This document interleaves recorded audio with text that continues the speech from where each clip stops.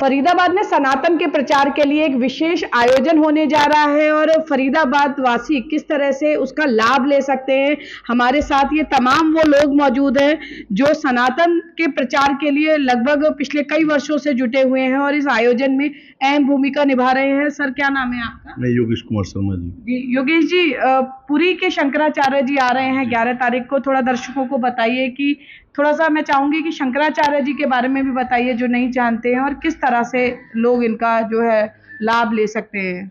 ये पुरी पीठ से हैं, गोवर्धन मठ से शंकराचार्य जी का आगमन हो रहा है फरीदाबाद में, और ये मिलन वाटिका में आयोजन किया जा रहा है धर्म सभा का जी।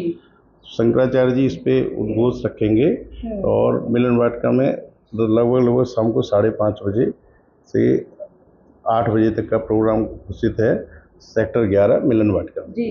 मैं अगर गलत नहीं हूँ तो ये वही निश्चलानंद सरस्वती जी महाराज है जिनसे इसरो भी जो है मार्गदर्शन लेता है। जी जी जी, बिल्कुल। इसरो, वर्ल्ड बैंक वगैरह सभी से ज़्यादातर संस्थाएं, हमारे देश की संस्थाएं, विदेशों की संस्थाएं इनसे मार्गदर्शन लेती रही हैं और ये अपना गणित विज्ञान के लिए बड़े प्रख्यात हैं। वही निश्चलानंद जी हैं। जी बिल्कुल। देखिए, ग्रहों की जो है साइंटिफिक गणना कैसे होती है उस बारे में अगर कहें कि मास्टर हैं निश्चलानंद सरस्वती जी महाराज, तो शायद अतिशयोक्ति नहीं होगी। सर, फरीदाबाद में किस तरह से यह आयोजन होगा और आप लोग किस तरह से कार्य कर रहे हैं यहाँ पर? सनातन के हम प्रचार की बात करते हैं, उस बारे में थोड़ा सा आप बताइए प्लीज। जी, मेरा नाम प्रवीण गुप्ता।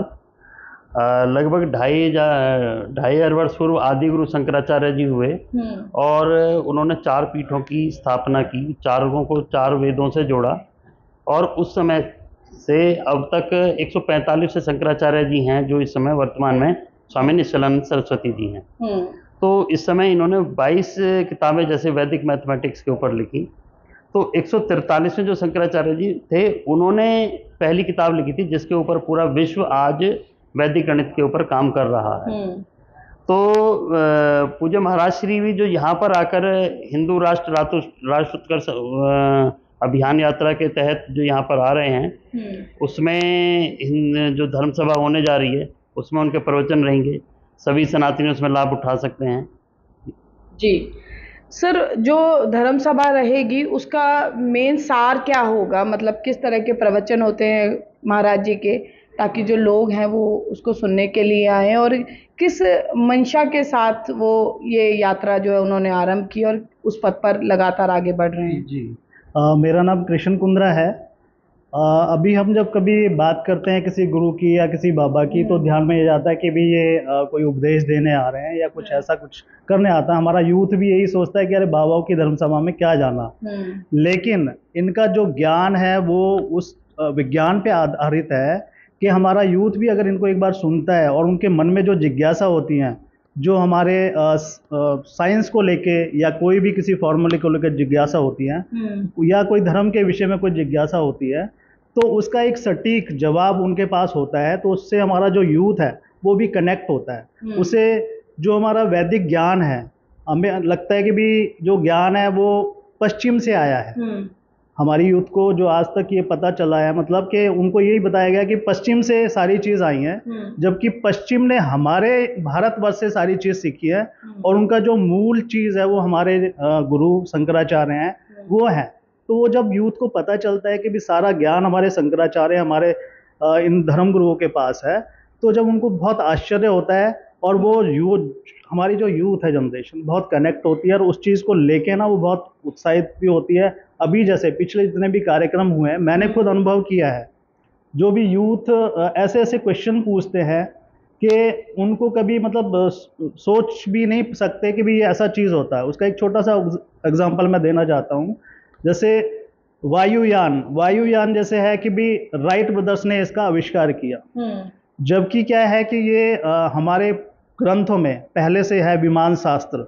विमान शास्त्र में एक उसका विमान शास्त्र का ज्ञान बना अध्ययन करके बापूजी तलपड़े हुए महाराज से, उन्होंने एक सफल उसका परीक्षण किया और वो सफल परीक्षण रहा।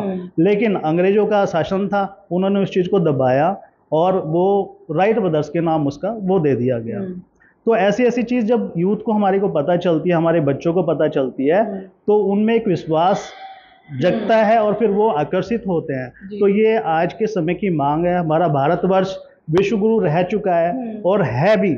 ये जब हमारे बच्चों को पता चलता है, हमारी यूथ जनरेशन को पता चलता है, तो उनके अंदर उत्साह पैदा होता है और वो फिर हमारे धर्म से जुड़ते हैं। और आज के समय की मांग है कि धर्म से जुड़े सब।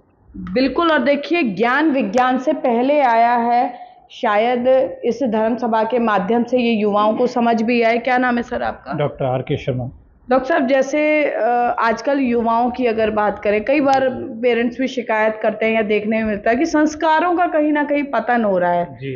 तो क्या कहना चाहेंगे कि अभिभावक जो हैं अक्सर शिकायतें करते नजर आते हैं बच्चों को लेकर, तो किस तरह से इस तरह धर्म सभाओं में अगर बच्चे भाग लेते हैं तो कैसे बच्चों को संस्कारों का समावेश उसमें कर सकते हैं? जी, कि धर्म सभाओं में अगर जाते हैं और ऐसे संतों और महापुरुषों की वो सुनते हैं तो उस पर यूथ वर्ग पे बहुत अच्छा प्रभाव पड़ता है और पॉजिटिव एनर्जी आती है उनके अंदर।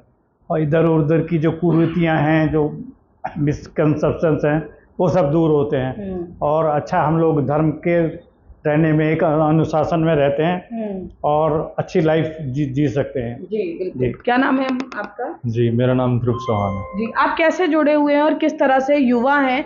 और युवा आजकल अलग ही धुन में सवार है, लेकिन आप सनातन का प्रचार करने के लिए निकले हैं। सबसे पहले तो आपके उस प्रश्न का मैं सही या फिर और एलैबोरेटेड तरीके से बताना चाहूँगा। आपने कहा था कि इस धर्म सभा का सार क्या है। आज से 2530 वर्ष पूर्व आदि गुरु शिवावतार आदि शंकराचार्य जी हुए थे, जिन्होंने भारत को असल में एक डोर में बांधने का काम किया था। किस समय में? जब अलग अलग मत संप्रदाय आपस में लड़ रहे थे अपने मत को ऊंचा दिखाने के लिए।